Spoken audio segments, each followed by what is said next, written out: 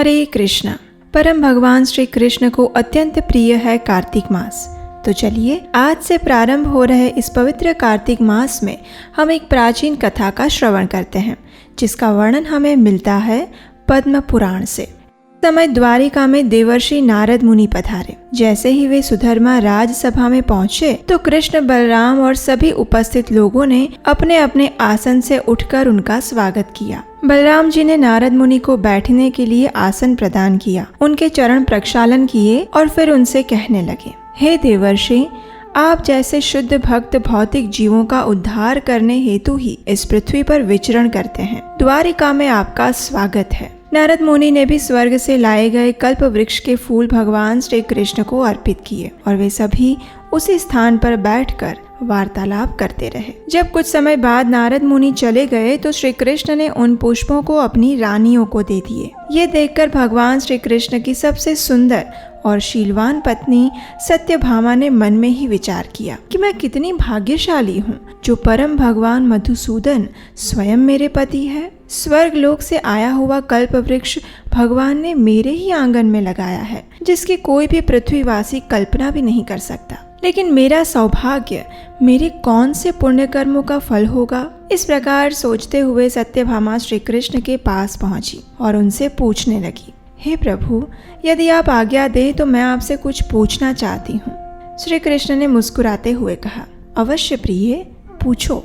तो सत्यभामा ने कहा, हे प्रभु, आपकी 16,108 रानियां हैं, लेकिन उन सभी में मैं आपकी सबसे प्रिय हूँ। मैंने ऐसा कौन सा पुण्य कर्म किया था जो मुझे ऐसा परम सौभाग्य प्राप्त हुआ है? यदि आप उचित समझे तो मेरी इस जिज्ञासा का समाधान करें। सत्यभामा का ये प्रश्न सुनकर भगवान श्री कृष्ण ने मंद स्मित के साथ उत्तर देते हुए कहा, हे प्रिय, तुम्हारे इस सौभाग्य का कारण जानने के लिए मैं तुम्हारे पूर्व जन्म की कथा सुनाता हूँ। पूर्व काल में तुम मायापुरी के आसपास गंगा तट पर रहने वाले देव शर्मा नामक ब्राह्मण की पुत्री थी। तुम्हारा नाम गुणवती था। तुम्हारे पिता गुरुकुल में विद्यार्थियों को शिक्षा देते थे और जब वे वृद्ध होने लगे तो उन्हें तुम्हारे विवाह की चिंता हुई। इसलिए उन्होंने अपने ही एक शिष्य चंद्र शर्मा से तुम्हारा विवाह करवा दिया।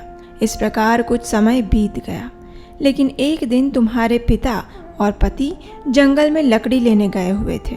वहाँ उनका सामना एक भयंकर राक्षस के साथ हुआ। उन्होंने स्वयं को बचाने के अनेक प्रयास किए, लेकिन उस मायावी ने उन दोनों की निर्मम हत्या कर दी। देव शर्मा और चंद्र शर्मा दोनों ने ही आजीवन मेरी भक्ति की थी, इसलिए मृत्यु के समय वैकुंठ से एक दिव्य विमान आया और उन्हें लेकर चला गया। जब गुणवती को इस बात का पता चला तो वो शोक करने लगी। उस समय उनके आश्रम के कुछ ऋषियों ने उसे कार्तिक मास व्रत का पालन करने की सलाह दी और इस प्रकार गुणवती ने आजीवन इस कार्तिक मास व्रत और एकादशी तिथि का पालन किया। यहाँ तक कि जब वह वृद्ध हो गई तब पर भी वह पूर्ण श्रद्धा और नियम पूर्वक इन व्रतों का पालन करती रही।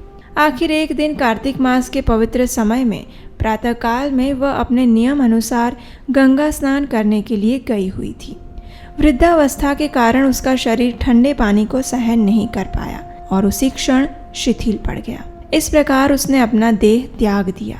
मृत्यु के बाद गुणवती को वैकुंठ धाम में सामीप्य मुक्ति प्राप्त हुई और जब मैं इस धरातल पर अवतार धारण करके आया तो तुम वही गुणवती मेरे साथ इस जन्म में सत्यभामा बनकर आई हो।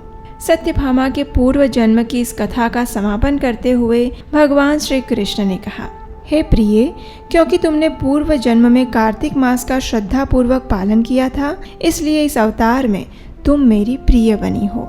पद्म पुराण में कार्तिक मास के महात्म्य का वर्णन करते हुए कहा गया है, न कार्तिक सममासो न कृते न समम युग न वेद सदृशं शास्त्रं न तीर्थ गंगया समम कार्तिकः प्रवरो मासो वैष्णवानां प्रिय सदा कार्तिकं सकलं यस्तु भक्त्या सेवते वैष्णवः। अर्थात कार्तिक के समान कोई मास नहीं, सतयुग के समान कोई युग नहीं, वेदों के समान कोई शास्त्र नहीं और गंगा के समान कोई तीर्थ धाम नहीं। कार्तिक सभी मासों में श्रेष्ठ है और वैष्णव जनों का प्रिय मास है। इसलिए जो वैष्णव संपूर्ण भक्ति भाव पूर्वक इस मास में भगवान की सेवा करता है उसकी सारी इच्छाएं पूर्ण होती है। कार्तिक मास को दामोदर मास के नाम से भी जाना जाता है क्योंकि भगवान श्री कृष्ण की सबसे सुंदर बाल लीला यानी यशोदा मैया द्वारा भगवान को उखल से बांधने की लीला इसी मास में हुई थी। दाम यानी रस्सी और उदर यानी पेट। यशोदा मैया ने कृष्ण को पेट पर रस्सी से बांधा था, इसलिए भगवान का एक नाम पड़ा दामोदर। और ये लीला इसी कार्तिक मास के दिवाली के दिन हुई थी, इसलिए इस मास को दामोदर मास के नाम से भी जाना जाता है। अब आप सोच रहे होंगे कि क्या कार्तिक मास के नाम के पीछे भी कोई रहस्य है? तो इसका उत्तर है जी हाँ। वास्तव में राधा रानी कीर्तिदा माता की पुत्री होने के कारण उनका एक नाम है कार्तिका, और क्योंकि ये मास राधा रानी का सबसे प्रिय है इसलिए इसे कार्तिक मास के नाम से भी जाना जाता है। इस मास को ऊर्जा व्रत भी कहा जाता है। ऊर्जा का अर्थ है शक्ति, जो कि भगवान श्री कृष्ण की अंतरंगा आह्लादिनी शक्ति श्रीमती राधा रानी को दर्शाता है। इस प्रकार वृंदावनेश्वरी श्रीमती राधा रानी ही इस मास की अधिष्ठात्री और आराध्या देवी है। यदि इस मास में कोई उनका गुणगान करता है और उनकी सेवा करता है तो भगवान श्री कृष्ण उससे अत्यंत प्रसन्न होते हैं। इसलिए इस ऊर्जा व्रत का पालन करने के लिए भक्त को श्रीमती राधा रानी के नाम, रूप और गुणों का गान करने के लिए कहा जाता है। एक समय ब्रह्मा जी ने नारद मुनि से कहा था, हे नारद, कार्तिक मास में व्यक्ति को श्रीमद् भगवत गीता और श्रीमद् भागवतम का पाठ करने से अनंत पुण्य फल की प्राप्ति होती है। जो मनुष्य इस मास में परम भगवान श्री हरि के पवित्र नामों का जप करता है और उनकी विधि पूर्वक पूजा आराधना करता है उसके सभी मनोरथ पूर्ण हो जाते हैं। इस मास में यदि कोई भगवान श्री हरि की थोड़ी सी भी सेवा कर ले तो उसे उसका 1000 गुना ज्यादा फल प्राप्त होता है।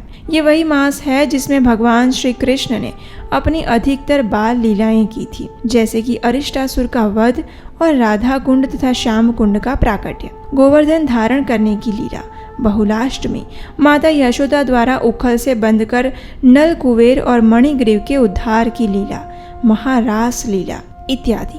इतना ही नहीं, इसी मास में हरिप्रिया तुलसी देवी का प्राकट्य भी हुआ था और शालिग्राम के साथ उनका विवाह भी इसी पवित्र कार्तिक मास में संपन्न हुआ था। हमारे शास्त्रों में और आचार्यों द्वारा कार्तिक मास में करने योग्य मुख्य 5 कार्य बताए गए हैं। भगवान के धाम में वास करना, श्रीमद् भागवतम का श्रवण और पठन करना, भक्तों की सेवा करना, अर्च विग्रहों की सेवा करना और नाम संकीर्तन करना। इस मास में किया गया कोई भी एक आध्यात्मिक कार्य जैसे कि जप, तप, दान, पुण्य इत्यादि मनुष्य को इसका 1000 गुना अधिक फल प्रदान करता है। इसलिए प्रयास करें कि इस मास में अधिक से अधिक हरे कृष्ण महामंत्र का जप करें, वैष्णवों की सेवा करें, प्रतिदिन भगवान को घी का दीपक अर्पित करें यानी दीपदान करें, तुलसी देवी की सेवा पूजा करें और अपनी क्षमता अनुसार दान दें। इस मास में आप कोई विशेष संकल्प भी ले सकते हैं।